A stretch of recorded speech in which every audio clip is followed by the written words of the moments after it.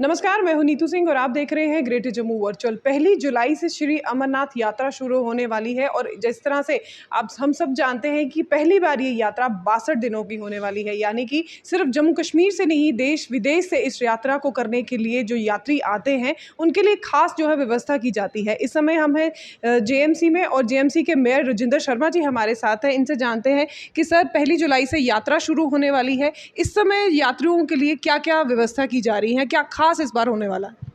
देखिए, इस बार हमारे सभी माननीय पार्षद भी उनके वार्ड्स में जो कम्युनिटी हॉल्स बने हैं वो भी इन्होंने खोल दिए हैं। जो हमारे बेस कैंप होते थे Bhagwati Nagar rail head road पे, वो तो खुले ही हैं। और जो हमारी सभा सोसाइटी हैं वहाँ ये श्रद्धालु रुकते ही थे। तो माननीय पार्षदों ने भी इस बार अपने अपने कम्युनिटी हॉल खोल दिए हैं। और अभी मैं पिछले दिनों नाना नगर में गया था, हमारे सुरजीत सिंह जी हैं माननीय पार्षद, उनके कम्युनिटी हॉल में भी कुछ लोग वहाँ देखे मैं, जहाँ वो रेस्ट कर रहे थे। तो जम्मू वासी हमेशा ही इन श्रद्धालुओं का पलके बिछाकर स्वागत करते हैं।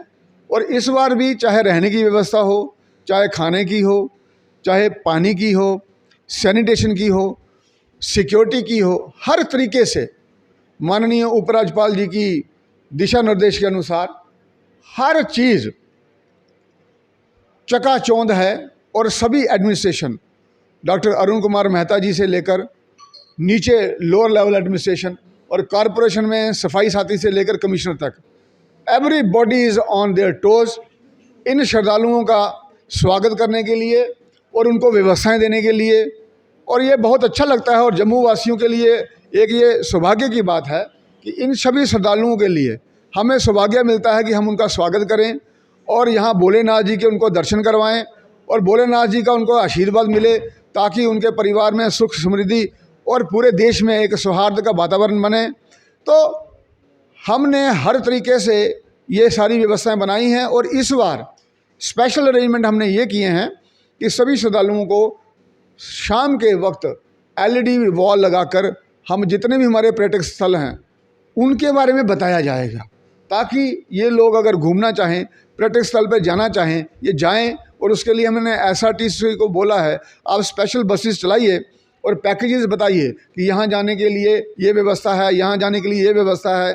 ये हमने इसलिए किया है कि इतने श्रद्धालु हमारे वहाँ से आते हैं पूरे देश भर से, जब वो हमारे पर्यटक स्थलों पे घूमेंगे तो हमारी इकॉनमी जो है जम्मू शहर की वो वाइब्रेंट होगी, वो उसको बूम मिलेगा और इससे हमारे जम्मू वासियों को भी फ़ायदा होगा और सभी देशवासियों को मालूम चलेगा कि जम्मू शहर में और कौन से पर्यटक स्थल हैं जहां हम लुत्फ़ उठा सकते हैं। और ये इस बार हमने इसमें एक मेजर इवेंट के रूप में जोड़ा है।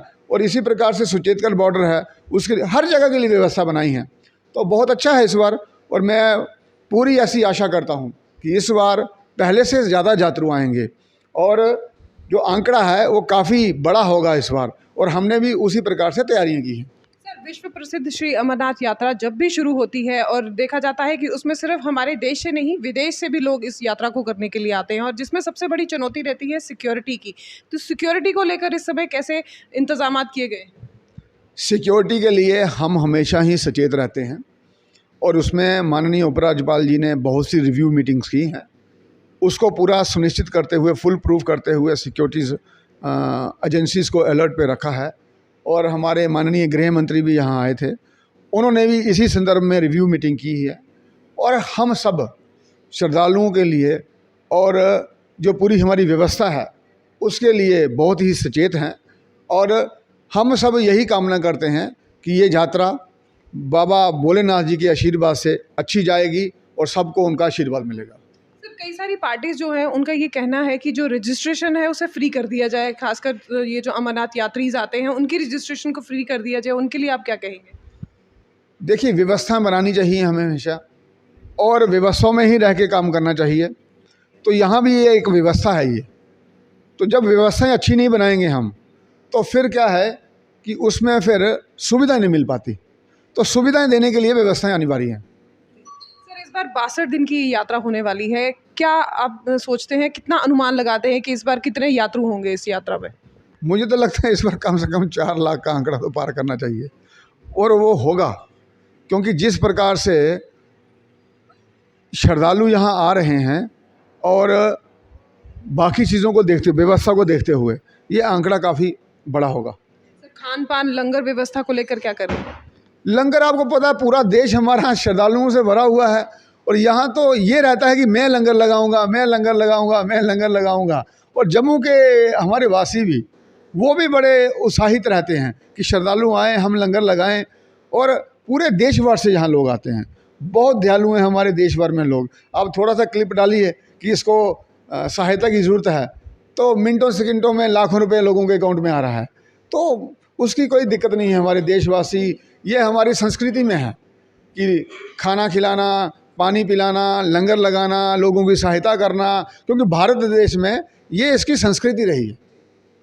तो ये थे हमारे साथ जेएमसी के मेयर राजिंदर शर्मा जी। जैसे कि हम सब जानते हैं, विश्व प्रसिद्ध श्री अमरनाथ यात्रा जल्दी ही शुरू होने वाली है, उस पर हमने बात की राजिंदर शर्मा जी से। उन्होंने बताया कि किस तरह से इंतजामात इस समय किए जा रहे हैं और एडमिनिस्ट्रेशन इस समय कमर कसे हुए है कि किसी तरह की भी जो मुश्किल है वो श्रद्धालुओं को ना आने पाए। इसी तरह की अपडेट्स के लिए आप जुड़े रहिए ग्रेटर जम्मू वर्चुअल के साथ। कैमरामैन अजय जाडू के साथ मैं नीतू सिंह, ग्रेटर जम्मू वर्चुअल के लिए धन्यवाद।